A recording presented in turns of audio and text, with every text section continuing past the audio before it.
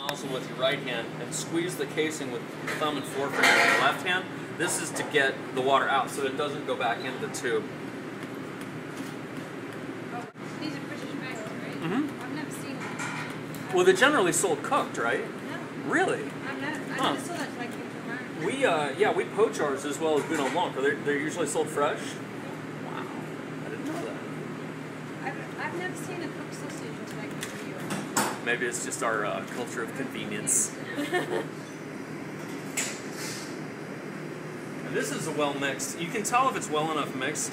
You can pick up big clumps of it at once. You know, it stays together. And once it's in there, you want to press it down. You know, down into the bottom. This eliminates any air pockets, which are sausage's natural enemy.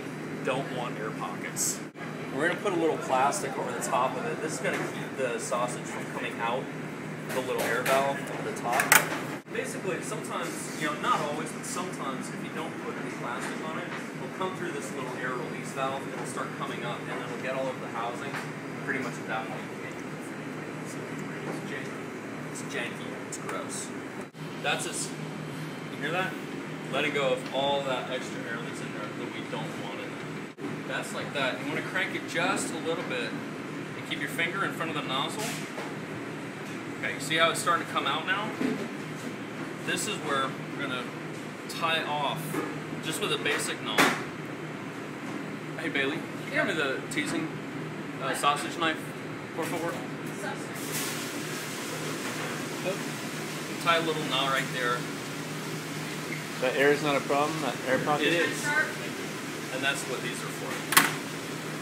These are little sausage knives. You can use a sterilized safety pin for this or something else. But, you know, we make a lot of sausage, so. And we're gonna keep using these as we're casing this. Because, like I said, air pockets are bad. So at this point, we're going to scoot the casing up towards the front of the nozzle, and we're just going to go slow. We're just going to go, and you want it filled, but not too full because it needs to have a little bit of give for when we link it. They're gonna, you know, the meat's going to move in either direction into each link. See how it's starting to get a little air right there? Pause. It's one of those things, take your time. You don't have to do it all at once. You don't have to be a speed demon. Is the purpose of that just to get any remaining air out? Exactly. But Yeah, because it doesn't matter if the casing has holes in it. no, because these are, you know, they're so small, and that's why you can use a safety pin too. Basically, what happens is when these cook, they're going to compress against the sides of the casing. A little bit's going to come out, like a microscopic amount, but it's better to have that than to have these air holes in there, which encourage spoilage, and also, you know, make them cook up strangely. Pinch it. This is important. You got to pinch it and then twirl. And the first one, twirl away from you. The next one, you're gonna pinch it off and twirl it towards you. Because if you do them all in the same direction, they're just gonna unravel. No fun. One more, away from you. One more, towards you. And the reason you want to twist it, and the reason you want to pinch it and twist it more than a few times, is once these are cooked and clipped, you're going to want to have enough of a tail here in between the two, so that meat from one isn't running into the other.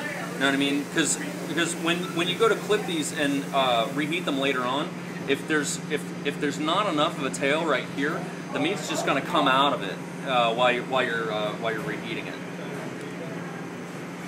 So now are you going to cook those all attached? We're going to cook these all attached, exactly. Yeah, you can give that a minute twist. The internal temperature is 145 and the water temperature is 160. Rustic, handmade. Okay, so something like this. We need to fix those edges because what's going to happen is you're going to cook this, and all your fat's going to come out, and the shape is going to change, and you're going to lose that really nice texture. How's everything going? Feel good? It's a membrane. It's also called mesentery. It's a fatty membrane that basically keeps the hog lungs and liver in place. So that's natural. Oh yeah, here? completely. Yeah, it's a different natural pork casing. And see any holes like that? Yeah. Fold the cloth that over. no, it's completely, it's odorless, tasteless. When you cook them up, it pretty much goes away completely. And then I'm just gonna fold it over. No, it keeps it all held together. It keeps it from oxidizing, and also kind of bastes it as I'm it gonna cut it. cooks. May I borrow your knife Runs up your for a second? Thank you. Yeah, it's. And then I'm gonna cut it pretty close to the sausage. Oh, yeah. So I don't want very much overlap. Yeah, we If you get that overlap, it just doesn't cook down, we use it for, and it just kind of screws up the whole. also. You guys don't have the problem with the olives as you do with the fruit? One thing that can happen with the olives is if you, let's say you hold on to these for a few days, the salt that the olives are brined in have a tendency to leach out into the pork and make it a little salty. But we don't have the same problem with, olives don't have the pectin that the fruit has, so it doesn't really break down. Yeah. Like. What if you didn't use salt brine olives? I don't know. Yeah. I've only had experience with those. I imagine they would hold up pretty well because they don't have the same pectin that raw fruit does. So stuff here that has a lot of funk on it is closer to being done. Like Taylor was saying, the humidity, you notice that it's moist in here. We try to keep it between 70 and 80%. Around 40 degrees is the temperature. And this, we don't use any starters. This is all our own mold that just develops. You wash it up and dip it or? No. When it's out in the kitchen, we spray it down with water just to kind of keep the fermentation going, keep it nice and moist, and then we move it in here and just let it go. How do you know when to move it out? We just feel it. Notice these guys right here. I just pulled a couple down this morning. They're really firm. So just notice how firm that one is compared to something like this. I mean, just look at the difference in color of the meat. Yeah. The casing looks different, and it's totally soft. And these are all your brines? So these ones here, this is actually bacon. That we've got bacon going. We let it go for about 5 days in a dry cure in a perf pan so it beats soft. We'll take these out, rinse them in warm water, let them sit overnight, and then we'll smoke them the next day. And yeah, the Alto Sham. So you notice in the back there is our prosciutto. We've got little ones, we've got big ones. These are from all types of pigs. Some are from Hudson, some are from Newman. We got stuff from Good Farm. We just did 2 hams from a milk-fed pig that we got from Good Farms.